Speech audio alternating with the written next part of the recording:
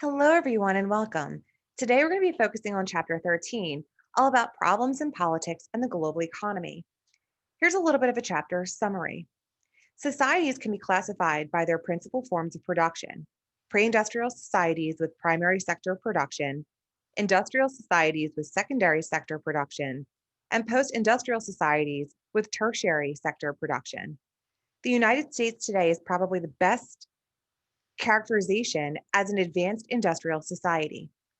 Although the US economy is a form of capitalism, it has some features of a mixed economy. Most countries are mixed economies of socialist and capitalistic principles, the United States included.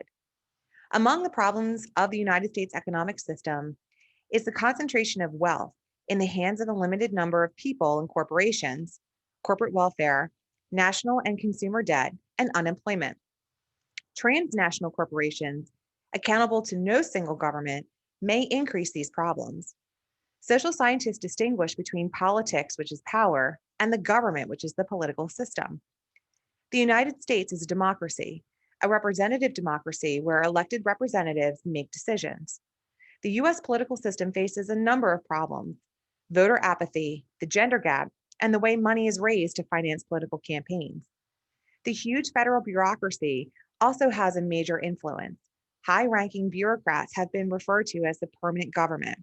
Bureaucrats remain in their post despite the outcome of elections.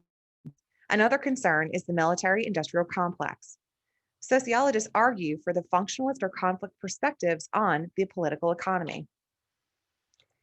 By the time you're done watching this video, reading Chapter 13, and reviewing the PowerPoint, you should be able to define the term politics, government, economy, and political economy. Distinguish among capitalism, socialism, mixed economies, and the underground economy in contemporary societies. Explain major problems in the global economy, such as the rise in inequality within and across nations, and discuss how decisions made by global corporations affect the US economy and American workers. Describe how concentration of wealth, corporate welfare, national and consumer debt, and unemployment have a detrimental effect on the US economy and political system. Explain how US political parties shape the government, and identify recent problems associated with partisanship, political participation, and the gender gap. Discuss how money is raised for political campaigns and identify problems associated with excessive spending and shifting federal laws regarding campaign contributions. Identify ways in which power is exerted by specialist groups or special interest groups, the permanent bureaucracy, and the military industrial complex. And finally, use key sociological perspectives to discuss problems and possible solutions for pressing social issues in the political economy. So first, let's take a look at politics, government, and the political economy. Social scientists distinguish between politics, which are the social institutions through which power is acquired and exerted by certain individuals and groups, and the economy, which is the social institution that ensures a society will be maintained through its production, distribution, and consumptions of goods and services. While each nation exercises political decisions on a nation by nation basis, the decisions may have far reaching global consequences. In contemporary societies, the primary political system is the government, a formal organization that has legal and political authority to regulate relationships among people in a society and between the society and others, I should say, outside its borders. The term political economy more accurately describes the United States and other high income nations in which various aspects of politics and the economy are entwined and interdependent. What we see here is a concentration of wealth and excessive consumer spending that have reached new highs among an elite few in the United States and other high income nations. There are three modern economic systems: capitalism, socialism, and mixed economies, as well as an underground economy. The US economy is a form of capitalism. The primary motivation for economic activity is personal profit. Capitalism is characterized by private ownership of the means of production. Personal profit may be derived through competition and without government intervention. Three tenets define capitalism. First, Citizens have the right to own property and purchase labor. Second, all citizens benefit when some companies are successful. Third, competition should keep any business from making too much money. Finally, according to free enterprise policies, competition, not the government, should regulate prices and wages. Socialism is characterized by public ownership of the means of production and the pursuit of collective goals. Decision making is centralized, and government or collective intervention in business is common. However, the primary motivation in a socialist economy is the collective good of all citizens. For Karl Marx, socialism was an intermediate stage to an ideal communist society in which everyone owned the means of production and goods were equally distributed. People would contribute according to their abilities and receive according to their needs. While socialist economies have less economic inequality, many nations have been moving towards privatization, a process in which resources are converted from state ownership to private ownership, and the government maintains an active role in developing, recognizing, and protecting private property rights. Privatization helps businesses in socialist nations compete in the global marketplace. Mixed economies combine aspects of capitalism and socialism. No economy is purely capitalist or purely socialist. Most are a mixture called a mixed economy. State capitalism occurs when the government plays a strong role in setting business policy, rules, and objectives. Sweden, Great Britain, and France have mixed economies known as a democratic socialism, an economic and political system that combines private ownership of some of the means of production with governmental distribution of some of the essential goods and services and free elections. The economies in democratic socialist nations are sometimes called welfare capitalism because although most industry in mixed economies is privately owned, there is a considerable government involvement in setting rules, policies, and objectives. The government is also heavily involved in providing services such as medical care and childcare. The underground or informal economy is an informal economy made up of money-making activities that people do not report to the government. Some of the underground economy consists of workers who are paid cash without taxes being deducted. The underground economy also encompasses people who sell goods off the books. Some analysts view the underground economy as an example of how capitalism would work without government intervention. Others see it as criminal activity. Some citizens, especially those in low-income areas, view the underground economy as the only way to survive. So there are problems within our global economy. First, we'll look at inequality based on uneven economic development. In pre-industrial economies, most workers engage in primary sector production.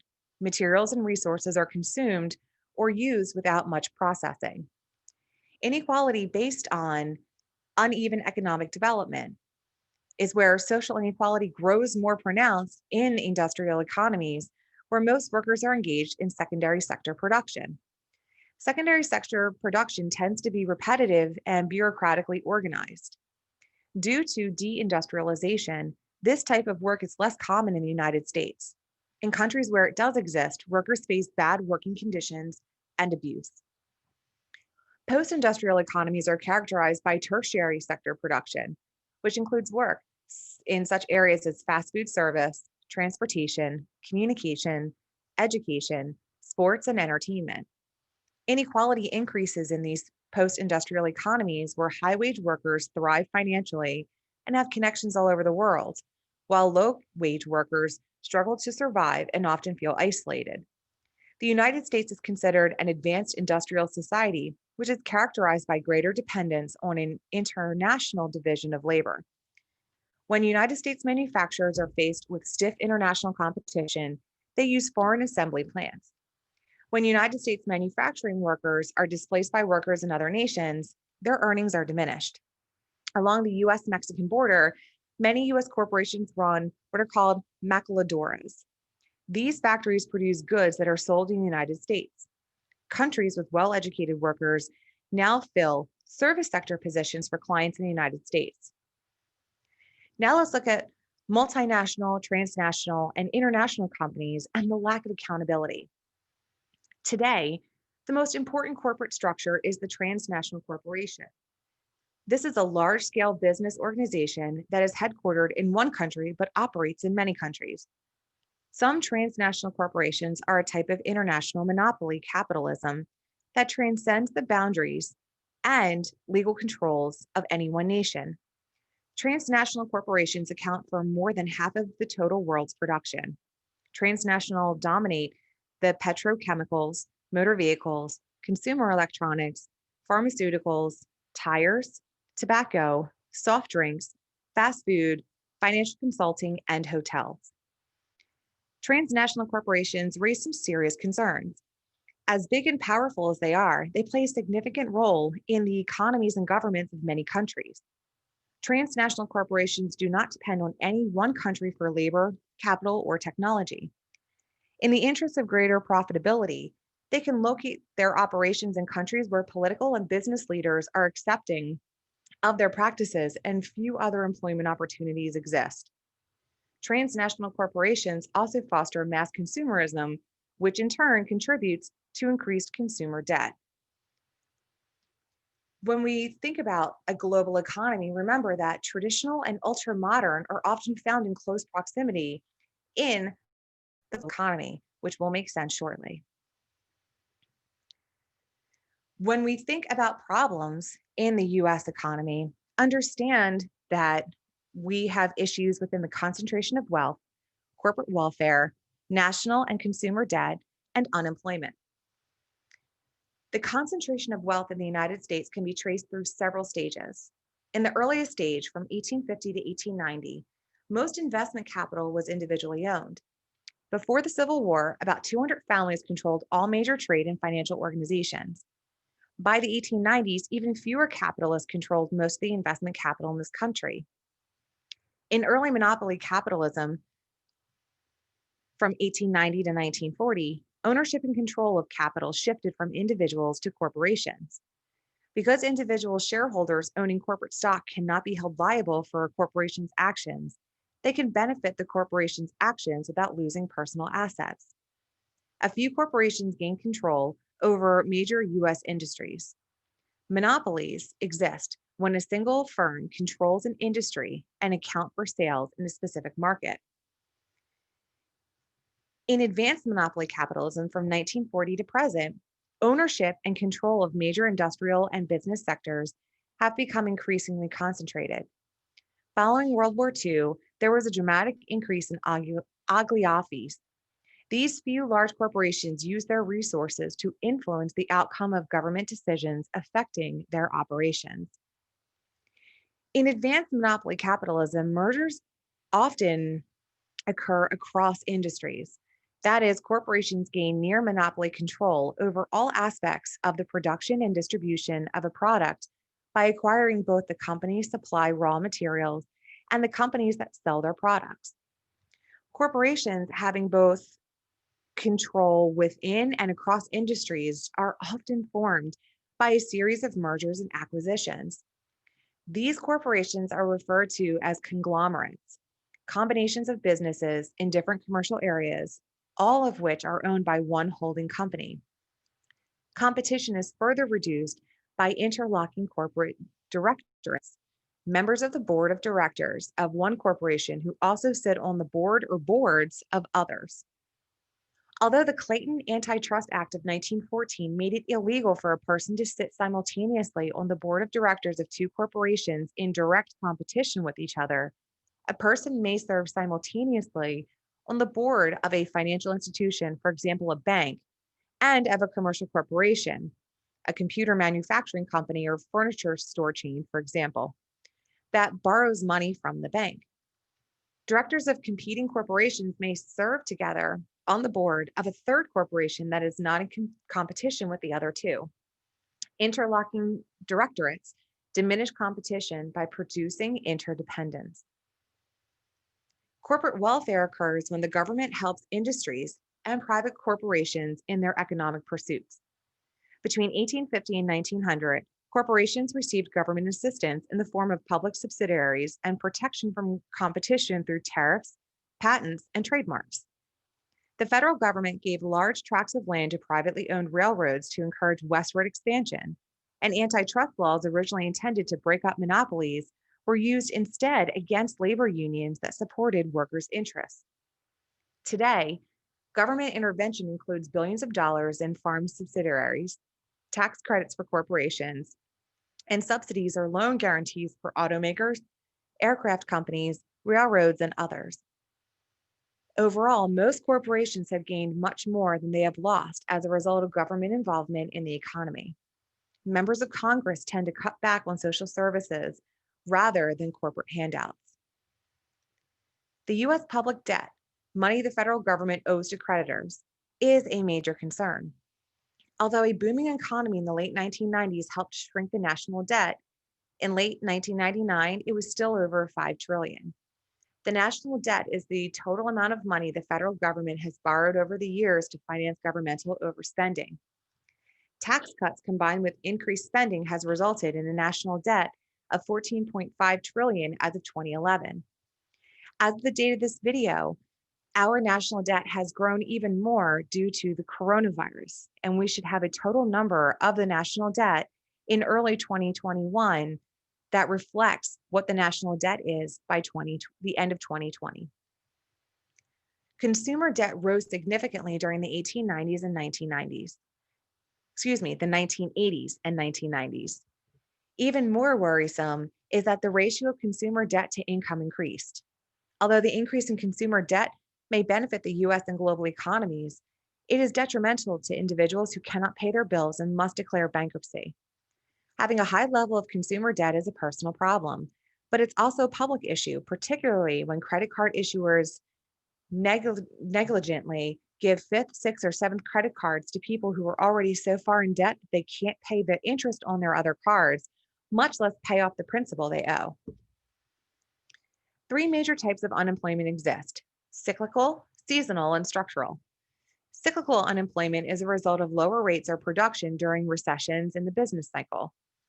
Seasonal unemployment results from shifts or demands from workers based on conditions such as weather. Structural unemployment arises because the skills needed by the workforce does not match the skills of the unemployed. It results from capital flight, the investment of capital in foreign facilities. Right now, due to coronavirus, we are in a cyclical unemployment cycle.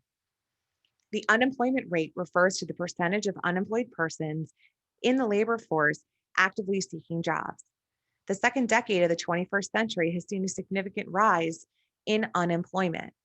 And the rise that we have seen predominantly within the last 6 to 8 months has been due to coronavirus. For 3 years before, the rate of unemployment had actually been at historic lows across the board for all races as well as genders. Let's switch to problems in US politics. Politics is a social institution through which power is acquired and exercised. Power is the ability of people to achieve their goals despite opposition. Government is a formal organization that has legal and political authority to regulate relationships among people in a society and between the society and the rest of the world. While many Americans take for granted their right to participate in elections, many people around the world are not allowed to participate in elections or other government decisions. The United States is democracy. In a direct participatory democracy, citizens meet regularly to debate and decide issues of the day. Ancient Athens was a direct democracy, as were colonial New England's town meetings. The United States is a representative democracy, as are Canada, Great Britain, and Australia. This is where citizens elect representatives who are responsible for conveying the concerns and interests of those they represent. In a representative democracy, if the government is not responsive to the wishes of the people, voters can unseat their representatives through elections. To ensure that no one group controls the government, they established a separation of powers among the three branches of the government and a system of checks and balances. The United States has a representative democracy, which means, again, that citizens elect representatives who are responsible for conveying the concerns of the represented. If the representatives fail, the people unseat them through elections.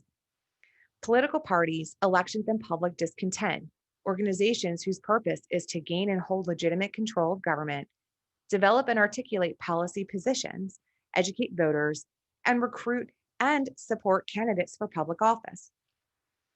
They create a platform, a formal statement on party positions on issues. Since the Civil War, the Democratic and Republican parties have dominated US politics, although protesters are introducing new ideas about political parties, and party loyalties appear to be declining among American voters, and associations such as the Tea Party movement emerge. Over the past 40 years, fewer than half of eligible voters have participated in elections for the US Senate and House of Representatives. Voter turnout is also low at presidential elections. The voting turnout rose in 2008 and 2012 because of an increase in voting by younger people and minorities. People have diverse reactions for not voting. We also saw a huge increase in voting in 2016, and it is estimated as of the time of the video that approximately 20% of all American voters have voted by mail. The 2020 election is going to be one for the books because this is the first time that many states are promoting or mandating mail-in a ballot for casting their vote for local, state, and national elections. Along with apathy, the gender gap is a dominant feature in US politics. Most analysts agree that the gap is rooted in how women and men view the issues, particularly economic and social issues, and what they believe in the nation's priorities, as well as what priorities should be. The cost of running for office has skyrocketed. Advertising and media time, staff, direct mail operations, telephone banks, computers, consultants, and more have increased dramatically over the past 2 decades. Unless a candidate has private resources, contributions may determine the success or failure of a candidate's bid for election or re-election. Some campaign contributions are prohibited by law. Corporate contributions and candidates for president and Congress and contributions from labor unions included. In 1974, Congress limited an individual's total contribution to federal candidates to be $25,000 a year and no more than $2,000 per candidate.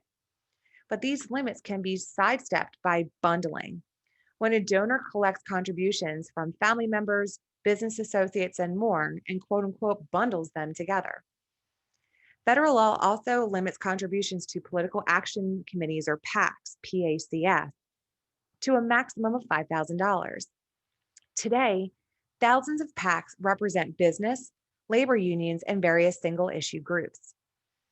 Federal law limits contributions to political parties for campaigning to $28,500, but there is no limit on contributions to political parties for purposes of party building, such as distributing Vote Democratic or Vote Republican bumper stickers, or organizing Get Out the Vote drives. In practice, both parties use these contributions to pay administrative expenses and overhead, using other money to support candidates. This soft money loophole, which is contributing to a political party instead of a specific candidate, became an issue. So this loophole has allegedly been closed. In reality, it hasn't been. In 2010, the US Supreme Court ruled that corporations can spend unlimited amounts of money on behalf of political candidates. Corporations allegedly use these donations to buy influence over the decisions made by the government. Special interest groups use their influence over government to keep a close watch on single issues or legislation that affects a particular occupation or business. Other special interest groups make contributions to candidates in exchange for protection of their interest and profits. Government played a relatively limited role in the everyday life in the 19th century, but it's expanded greatly during the Great Depression in the 1930s. Faced with high rates of unemployment and persistent poverty, people demanded that the government do something. Public welfare was instituted, security markets were regulated, and programs for labor management relations were set in place. With better technology and people's demands that the government, quote, do something about problems facing society, the government has continued to grow. Since 1960, the federal government has grown faster than any other segment of the US economy, and more than 2 million people are employed by the federal bureaucracy. Despite efforts by presidents and their staffs, neither Republican nor Democratic administrations have been able to establish control over the federal bureaucracy, also known as the quote, permanent government. In fact, many federal bureaucrats have seen a number of presidents come and go. The vast majority of top echelon positions in the permanent government have been held by white men for many years. The government bureaucracy perpetuates itself and expands because many of its employees possess highly specialized knowledge and skills and can't be replaced easily. As the United States has grown in size and complexity, public policy is increasingly made by bureaucrats rather than elected officials. Officials and agencies have been established to create rules, policies, and procedures for dealing with complex issues such as nuclear power, environmental protection, and drug safety. Preparing the annual federal budget is a major undertaking for the President and the Office of Management and Budget. Getting the budget approved by Congress is a monumental task, as we have seen in the last 6 months, especially due to coronavirus. However, even with the highly publicized wrangling over the budget by the President and Congress, the final congressional appropriations are usually within 2 to 3% of the budget originally proposed by the President. Now we're going to shift to the military-industrial complex. This is a three-way arrangement involving one or more private interest groups, who are usually corporations that manufacture weapons or other military-related goods, members of Congress who serve on congressional committees that appropriate money for military programs, and a bureaucratic agency such as the Defense Department. Often, a revolving door of money, influence, and jobs are involved. Companies that receive contracts from the Defense Department also serve on advisory committees that recommend what weapons should be ordered. Many people move from job to job, serving in the military and then in the Defense Department, then in military industries. Such spending trends show no signs of decreasing. In fact, great increases have taken place, especially with our most current president. C. Wright Mills stated that the relationship between the military and private industry was problematic and could result in a permanent war economy. President Dwight Eisenhower had the same fears as Mills. Eisenhower used the bully pulpit of his farewell address to the nation to deliver his concerns to the American people. This philosophical concern of Mills to a reverend military and political leader gives credence to the sociological imagination. But economist John Kenneth Galbraith disagreed, believing that the threat of war is good for the economy. Government expenditures for weapons and jet fighters stimulate the private sector, create jobs, and encourage spending. In other words, military spending by Congress is not an economic burden, but a source of economic development because it provides jobs and contributes to the economy. Now, what we see before us is an example of an F-35 Lightning stealth airplane. Corporations in the military-industrial complex produce weapons and systems such as this. So something for us to think about is, what are the benefits of spending billions of dollars on advanced military equipment such as this F-35? What are the economic and non-economic costs we incur as taxpayers? Finally, we're going to look at the sociological perspectives on the political economy. First, we'll start with the functionalist perspective. This perspective assumes that people generally agree on the most important societal concerns, including freedom and security, and the government fulfills important functions in these two regards that no other institution can fulfill. Contemporary functionalists identify 4 functions. A government maintains law and order, plans society and coordinates with other institutions, meets social needs, and handles the international relations, including welfare. According to the pluralist model, 1, political leaders make decisions on behalf of the people through a process of bargaining, accommodation, and compromise. 2, leadership groups serve as watchdogs to protect ordinary people from the abuse of any one group. 3, ordinary people influence public policy through voting and participating in special interest groups. 4, power is widely dispersed in society, but the same groups aren't influential in all arenas. And 5, public policy reflects a balance among competing interest groups. Dysfunctions are inevitable. Thus, it's important to sort out and remedy elements of the system that create problems. Most conflict theorists believe that democracy is an ideal, not a reality, in our society because the government primarily benefits the wealthy and politically powerful, especially business elites. According to the elite model, one, elites possess the greatest wealth, education, status, and other resources and make the most important decisions. Two, elites generally agree on the basic values and goals for the society. Three, power is highly concentrated at the top of a pyramid shaped social hierarchy, and those at the top set public policy. Four, public policy reflects the values and preferences of the elites, not of the ordinary people. And five, elites use the media to shape the political attitudes of ordinary people. According to C. Wright Mills, the United States is ruled by a power elite. The corporate rich, the highest paid CEOs of major corporations, are the most powerful because they have the unique ability to parlay their vast economic resources into political power. The next level is occupied by Congress, special interest groups, and local opinion leaders. The lowest and widest level is occupied by ordinary people, the unorganized masses who are relatively powerless and vulnerable to economic and political exploitation. Sociologist and psychologist G. William Domhoff describes a ruling class comprised of the corporate rich as a relatively fixed group of privileged people who wield sufficient power over political processes and serve capitalistic interests. The corporate rich influence the political processes in three ways. First, financing campaigns of candidates favorable to their causes. Second, using PACs and loophole contributions to obtain favors, tax breaks, and favorable regulatory rulings. And third, gain appointment to governmental advisory committees, presidential commissions, and other governmental problems. So, are there actual solutions to this problem?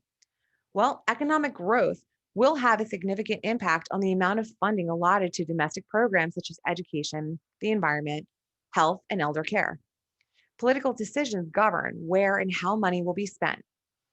Some politicians appear to pursue decisions that address the common good while others do not, as illustrated by numerous news reports on political corruption. I hope that this was helpful for you. As always, if you have any questions, comments, or concerns, please feel free to reach out to me via email. Also, don't forget, check the description box below for your extra credit question. All you need to do is answer the question in the comments section, take a screenshot, and upload it by Sunday at 11:59 p.m. for extra credit. Until next time, take care and be well.